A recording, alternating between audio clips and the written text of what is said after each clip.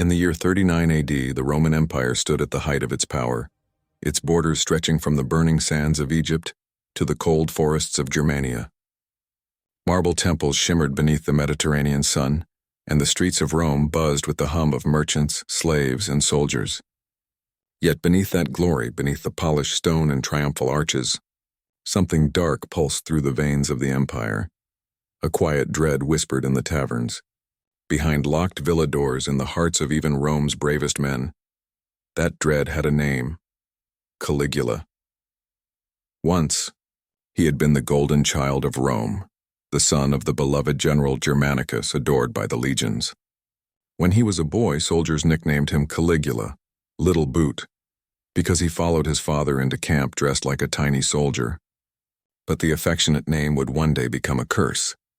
Now grown and crowned emperor, Caligula had turned the empire into a stage for madness. The Senate trembled beneath his temper. The Praetorian Guard obeyed his whims without question. And the people, once joyous, had learned that even laughter could be dangerous. That night, a storm hung low over the city. Thunder rolled like chariots across the sky as rain streaked the marble statues lining the palace courtyard. The torches burned fiercely despite the wind, their flames twisting like tongues of gold. Inside the palace, slaves scurried like frightened insects. Caligula had summoned his court to the Hall of Echoes, a vast chamber of white stone and bronze mirrors. It was said that in that room even a whisper could carry across the walls like a scream. The emperor stood before his throne, draped in crimson silk embroidered with threads of gold. A circlet of laurel rested on his head, though everyone knew he preferred a crown meant for gods, not men. His eyes, dark and fever-bright, reflected the torchlight in a way that made even his closest advisors look away. At his feet knelt 3 men, prisoners bound in iron. Their faces were bruised, their robes torn. Caligula circled them slowly, like a predator savoring the scent of prey. "Do you know why you are here?" he asked softly. None of them answered. One trembled. Another closed his eyes in silent prayer. The third, a young man, barely more than a boy, looked up, his voice shaking. "Because we offended you, Caesar." A smile flickered across the emperor's lips. "Offended me?" He leaned closer. "You bore me," the court laughed nervously. Caligula turned sharply and the laughter died instantly. "Do you know what boredom is?" he said, addressing the hall. "It is death of the divine spirit. The gods themselves created chaos to entertain their eternity, and I, as their living image, must do the same." He gestured to the guards. "Bring the machine." From the shadows, slaves dragged forward a contraption of brass and wood, its purpose unclear, its design grotesque. It gleamed under the torchlight like the skeleton of some forgotten beast. The crowd murmured in confusion, but no one dared to ask what it was. Caligula stepped toward it with almost childlike delight. "Rome," he announced, "will witness a new art tonight, the art of fear." He lifted a small hammer and struck the side of the machine. The sound it made was strange, low and hollow, echoing through the hall like a heartbeat. "This," he said, "is what immortality sounds like." He pointed to the first prisoner. "You shall be the first to sing for me." The guards dragged the man forward. He screamed, begged for mercy, but mercy had long since been banished from Rome's palace. Caligula watched as the man was bound within the device, his limbs stretched, his breath ragged. Then, with a flick of the emperor's wrist, the mechanism began to turn. The sound that followed was not human. It was a cry that seemed to tear through flesh and stone alike. The crowd flinched. Even hardened soldiers looked away. But Caligula, he smiled. His eyes gleamed with something far beyond cruelty, something that looked almost like awe. "Do you hear it?" He whispered. "That is the sound of obedience. That is the sound of Rome remembering who rules it." The music played on, the whirring of gears, the wet sound of pain, and in that twisted symphony Caligula closed his eyes, swaying slightly as if moved by the rhythm. When at last it ended, silence filled the hall. Only the rain outside dared to speak, tapping softly against the marble columns. Caligula turned to his senators. "Write this night in the records. Let the people know that their emperor creates wonders. Let them see that Rome's glory is not in temples or battles but in fear." No one spoke. No one moved. The senators bowed their heads, pretending reverence, hiding their horror. Then suddenly Caligula's tone softened. Do not mistake me for cruel, he said almost gently. I do this for Rome. A ruler must remind his people that gods walk among them. He looked toward the bloodied remains of the first prisoner. And gods do not beg. He clapped his hands once sharply. The sound echoed like thunder. Bring in the dancers. From a side door, a group of trembling performers entered. Their silken costumes soaked from the rain. They began to dance slowly, awkwardly, their eyes darting to the floor where crimson still pooled. Caligula watched them, his expression unreadable. Then suddenly he laughed, a high, bright sound that cut through the tension like a blade. Beautiful, he cried. Dance faster. The musicians obeyed, plucking frantic notes on their lyres. The dancers moved faster, desperate to please him. One stumbled. Another slipped on the wet marble and fell. The emperor's amusement vanished in an instant. Clumsy, he said coldly. Do you insult me? He snapped his fingers. Two guards stepped forward, seizing the fallen dancer. She tried to speak, to beg, but Caligula only tilted his head. Perhaps you should learn balance. He gestured toward the edge of the fountain at the center of the hall. Its waters were dyed red now, reflecting the torchlight like liquid fire. The dancer was forced to her knees beside it. Caligula knelt beside her, almost tenderly brushing a strand of hair from her face. Do not weep, he whispered. You will be remembered. Then he pushed her head beneath the surface. The hall was silent except for the soft splash of water and the faint hum of the lyres. When she stopped struggling, Caligula rose, wiping his hand on a silk cloth. Rome, he said simply, is perfection. The court erupted in forced applause. Outside, thunder cracked again, shaking the palace walls. Lightning illuminated the city, its rooftops glistening, its people huddled in the rain, whispering prayers they hoped no one would hear. For in those days, even prayers could be seen as rebellion. As the night deepened, Caligula dismissed his court. One by one, the senators and noblemen backed away, bowing, their faces pale. When the last of them was gone, he stood alone in the hall, surrounded by silence and ghosts. He looked toward the great bronze mirrors on the wall. His reflection stared back, young, handsome, godlike. Yet in the flicker of the torches, that reflection seemed to shift, to twist into something darker. For a long moment, he simply watched himself. Then softly he murmured, Father, are you proud of me? The answer, of course, was only the echo of his own voice. Caligula turned away, stepping onto the balcony overlooking the city. Rain struck his face, cold and sharp. Below, Rome sprawled endlessly, an empire of marble, blood, and trembling loyalty. He stretched out his hand as if to grasp it all. Rome, he whispered, I will make you eternal. But the storm only howled in reply.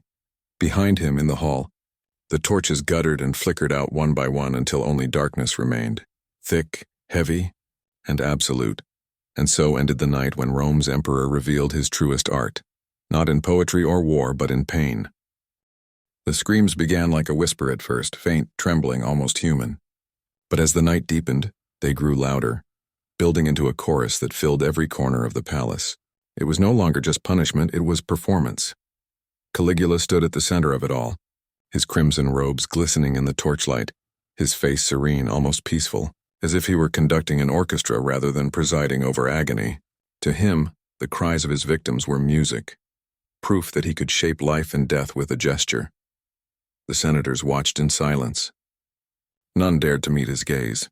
Even the Praetorian guards, men hardened by war, stood rigid, their eyes fixed on the marble floor. The air was thick with smoke, fear, and the sickly sweet scent of burning oil. Caligula turned to them slowly, his voice calm. You see, he said, how loyalty is born. Pain purifies, fear binds. Rome must remember that its emperor is not a man, but a god who walks among them. He lifted a goblet of wine, its surface rippling crimson like spilled blood, and took a slow sip. Let us drink, he said softly, to obedience. The courtiers raised their cups with trembling hands. The sound of clinking metal rang hollow in the vast hall. But amid the sea of terrified faces, one man did not lift his cup. His name was Lucius Cassius Longinus, a senator of noble blood known once for his wisdom and his quiet courage. His eyes, sharp, unwavering, met Caligula's across the room. It was a moment that felt like the pause before lightning strikes. Caligula's smile froze. Senator Longinus, he said slowly, you do not drink to your emperor. Longinus bowed his head slightly. I drink to Rome, Caesar.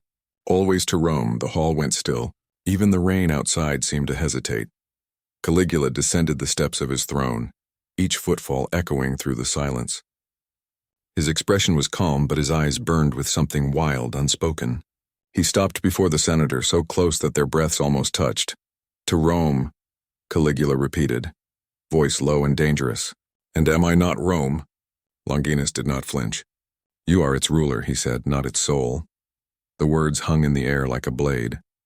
A murmur ran through the crowd. Someone gasped. A drop of sweat slid down a guard's face. For the first time that night, Caligula did not laugh. Instead, he studied the senator in silence. His expression softened, almost affectionate. You speak boldly, he murmured. I admire that. He turned to the crowd. Do you hear him, my friends? A man who dares to speak truth to his God. How refreshing, how entertaining. The tension in the room broke, but only slightly. Nervous laughter fluttered through the hall.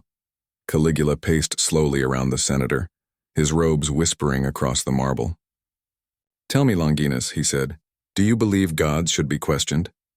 Longinus straightened. I believe God should show mercy. Caligula stopped. His eyes flashed. Mercy, he repeated, tasting the word as though it were foreign. Yes, I have heard of that. An invention of weak men. He turned sharply toward the guards. Bring the mirror. From the corner of the hall, slaves carried forward a tall bronze mirror framed in gold. Its surface gleamed, catching the flickering light of the torches. Caligula stood before it and gestured for Longinus to join him. Look, the emperor said softly. Tell me what you see. Longinus looked. In the mirror, he saw his own reflection, pale, tired, human. Beside him stood Caligula, radiant and terrible, eyes blazing with divine madness. I see a man, Longinus said. Caligula smiled faintly. And I see a god. He turned to the crowd. Rome has forgotten what gods look like. Tonight we remind them. He snapped his fingers. The guards seized Longinus, forcing him to his knees before the mirror. The senator did not cry out. His gaze stayed fixed on Caligula. You think me cruel, the emperor whispered. But cruelty, my dear senator, is only truth without disguise. He lifted a small dagger from his belt, its blade catching the torchlight. The hall seemed to hold its breath, but before he could strike, Longinus spoke again, his voice calm, steady, carrying through the silence like a prayer. You will die alone, Caesar.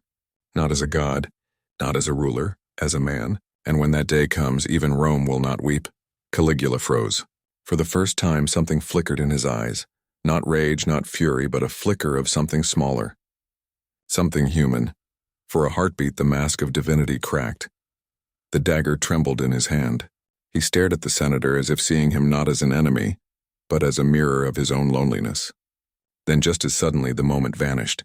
Caligula thrust the blade forward. The sound was soft, almost tender, a sigh more than a scream. Longinus fell, his blood spreading across the marble like ink across parchment. Caligula knelt beside him, watching the life fade from the man's eyes. Do you still see a god? He whispered. The senator did not answer. The emperor stood slowly. He looked around the hall, meeting the eyes of every trembling senator, every guard, every slave. This, he said coldly, is what happens when Rome forgets her gods. The crowd bowed, their heads low. The silence was suffocating. Only the rain, pounding harder against the palace walls, dared to make a sound. Caligula turned back to the mirror. His reflection stared at him, young, beautiful, unscarred. But the eyes that looked back were not his own. They were hollow, empty. He touched the glass, his fingers leaving streaks of crimson across its surface. Immortal, he whispered to himself. I am immortal. But even he didn't sound convinced. That night the emperor's laughter returned. But it was different now, sharper, cracked, like the sound of something breaking inside him. He ordered the musicians to play again, demanded more wine, more blood, more applause, anything to drown out the silence in his mind. Hours passed. The court became a blur of motion. Guards dragging away bodies, slaves scrubbing the marble clean, courtiers pretending joy. But Caligula no longer watched them. His gaze was fixed on the mirror, on the reflection that would not stop staring back. Finally, as dawn began to break, he rose from his throne and stepped toward the balcony. The storm had ended and the city glowed in the pale morning light. From high above, he could see the Tiber River winding like a silver serpent through the city's heart. Rome looked peaceful, eternal, but Caligula knew better. He could feel it. Beneath the marble and gold, the empire trembled. Fear could rule, yes, but fear could also rot. And somewhere deep inside, he wondered if the gods he mocked were watching him now, waiting for their revenge. Behind him, the Praetorian captain approached quietly. "Caesar," he said, bowing low, "the senator's body has been removed. Shall we burn it?" Caligula didn't answer at first. He turned his head slightly, eyes still on the horizon. "No," he said at last. "Leave it for the crows. Let them dine on rebellion." "Yes, Caesar."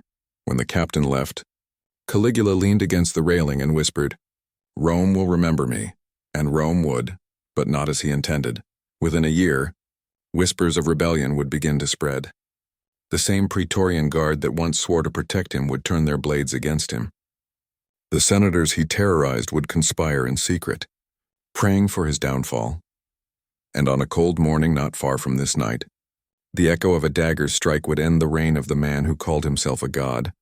But none of that had happened yet.